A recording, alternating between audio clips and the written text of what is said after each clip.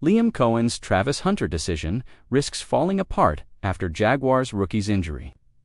The Jacksonville Jaguars shook up the draft by trading up to No. 2 for Travis Hunter, the Heisman winner who grew up just a few hours south in Boynton Beach. Back in December, Deion Sanders set the terms for his two-way star. Warning on The Rich Eisen Show, he's going to do that, or they shouldn't draft him. Don't draft him if you're not going to give him the opportunity to play on both sides of the ball. That ultimatum hung over draft night, and Jacksonville paid a steep price, shipping next year's first-rounder to Cleveland to land the most electric player in college football. But now comes the hard part: figuring out how much of that Colorado magic can survive in the NFL. Hunter sat out Jacksonville's preseason tilt with New Orleans, raising early questions about his workload. Even after returning to limited practice on August 19th, ESPN's Get Up turned it into a full-blown debate, with Ryan Clark cutting straight to the point: if he doesn't play both sides of the football, it's a waste of a pick. That's the dilemma Liam Coen walked into balancing: Hunter's once-in-a-generation versatility with the unforgiving grind of the league. Clark's logic cuts straight to the heart of the matter: Hunter's draft position, H-ings E, on his dual-th reet kapabil I-tai, not his individual skills at each posit ion. Hey snot the No. 2 pick as a wide receiver, he's not the No to pick as a cornerback. He is the no2 pick if he plays both, Clark explained, laying out the mathematical reality facing Liam Coen's coaching staff, the risk S of this plan falling apart, a re-staggering. Clark painted the nightmare scenario. With Brew T, Al honesty, if you have E, to make that decision based on H's inability to physically hold up throughout 17 games, it was AM's take 2 draft Travis Hunter. Those words carry serious weight. Considering who enters recent T, injure YC Oncerns and missed pract ice time. Enters, upper body injury kept him out of Friday's practice, and D, the NU Orleans NS preseason game, raising immediate red flags about durability.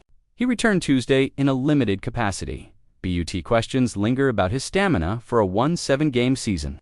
The NFL Net War, K's Cameron Wolfe, reports optimism about joint practice participation, though monitoring his snap distribution remains crucial. Practice numbers tell an encouraging story so far. ESPN's Michael Deere track Ed Hunter's workload. He reported, Hunter has been practicing on both sides of the ball and participated in 3-6-4 snaps in 7-on-7 and 11-on-11 in the previous 15 practices, including 17 on offense and 16 on defense. In Thursday's August 14th scrimmage, that balanced approach suggests Coen's commitment to maximizing Hunter's versatility, despite the inherent PHISI Cal Demon DS. But Jacksonville's defensive secondary desperately needs Hunter's impact. Question marks plagued Theosposi Tyone group all OFF season, with Mazon Smith and a Rick Armstead sidelined, adding uncertainty mean HLE. Trevor L. Orenz is thriving G in Sion's offensive system. 14 of 17 passes for 119 yard S and a touchdown in 2 out of 3 preseason games. Where Hunter fits into this emerging CH chemistry, W. ill-determined with, Clark's dire prediction, proves prophetic.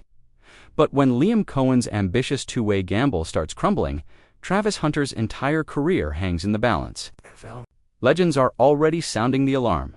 Travis Hunter faces reality check from NFL legends. Travis Hunter's NFL honeymoon, the two-way sensation, who dominated college football now, faces harsh truths from someone who knows the game's physical toll intimately.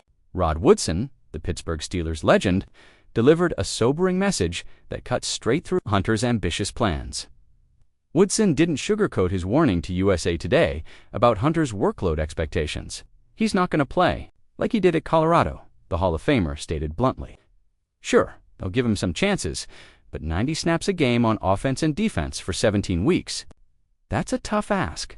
If anyone can do it, it's him, but it's tough on your body. Those words carry weight from someone who mastered the defensive side of two-way football. Meanwhile, Hunter's Colorado numbers were absolutely insane. 1,360 total snaps under Deion Sanders in 2024, 688 on defense, 672 on offense, 104.6 snaps on an average per game. He hauled in 96 catches for 1,258 yards and 15 touchdowns, while snagging for interceptions and breaking up 11 passes. That superhuman production earned him Heisman consideration and first-round status. Jacksonville's approach tells the real story. Though Hunter managed just 18 snaps against Pittsburgh in the preseason opener, 10 offensive, 8 defensive, his camp participation hovers around 42%, a massive drop from his college workload. Even Coach Prime himself rarely played offense during his NFL career.